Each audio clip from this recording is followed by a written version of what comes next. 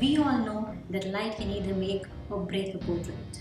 In today's video, I'm going to talk about 5 kind of lights that can be used for portraits. And I'm going to achieve this by one single source of light. There can be more than 5, but I'm going to stick to only 5. The best way to talk about light is probably by hours of clock. So for today's example, I will be at 6 o'clock. My subject is going to be at center, that is between 12 and 6. So let's look at these lighting in detail. So the first kind of light is split light, and this is achieved when we set the light at 9 o'clock or at 3 o'clock. We can easily recognize split lighting in an image by half of the subject being lit and other half in the shadows. The shadows can clearly and deeply be seen straight on the face, starting from forehead, nose and to the chin. Split lighting tends to make our subject look tough and masculine, so I would recommend you to really consider your subject when choosing this type of lighting. Rembrandt lighting. We achieve this lighting when the light is closer to 4 o'clock or 8 o'clock. It is named after a Dutch painter who liked to pose people near the window and then paint them. How do you recognize this light? One side of the face is well lit, and other side of the face we see a shadow from the subject nose that extends to the shadow of their cheek. Because of this area, there is this area that pops out, creating an upside down triangle shaped light under the eye that is opposite to the main light.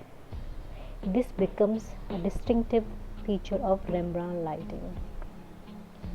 This type of light is very popular among photographers, which gives a kind of desirable moodiness to the picture.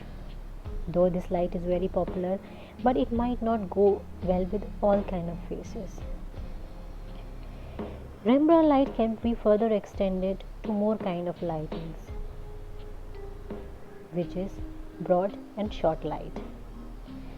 Broad light, as you can see on your left, when we move our subject from Rembrandt towards light source and position our camera facing the subject, this light is achieved. This is a side angle pose where most well lit side of the face is close to the camera. Broad light makes a face fuller, so it's ideal for those who have very narrow and thin faces. Short light is just opposite of broad light. Here, the shadowy part of the face covers most of the area, and it is also closer to the camera. This type of light works well on broader and fuller faces and is flattering on most of the people. The third kind of lighting is known as butterfly or a paramount light. This is when you set the boom of light at 6 o'clock slightly above and in front of your model. This type of the light accentuates the eyes and face. This light places the highlights on the cheeks and a shadow under the nose of the model that resembles a butterfly. It's important to place the right angle of the light at level where the catch light is well captured without losing the soft shadow underneath cheekbones or nose. It is a go-to beauty light which is very popular amongst females. In fact, it is so famous that one of the popular actresses had this on her contract that she can only be photographed in a butterfly light.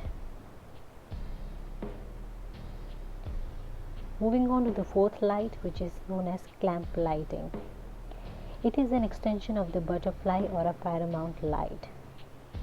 Here an additional light with less intensity or a reflector is placed at 6 o'clock under the chin of the model. This will result in softer shadows under the chin and nose and will bring out interesting catch light in the eye.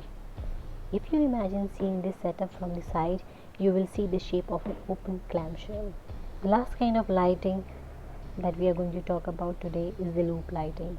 Loop lighting is when you place the main light just above the eye level at about 5 o'clock or 7 o'clock.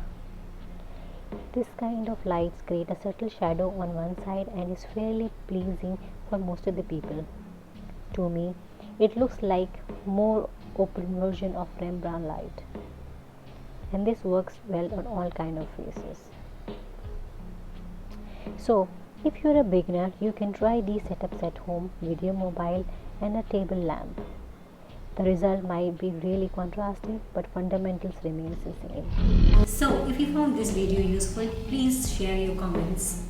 And if we have tried something more than these 5, please share to tell me that as well. That's all for today. Thank you.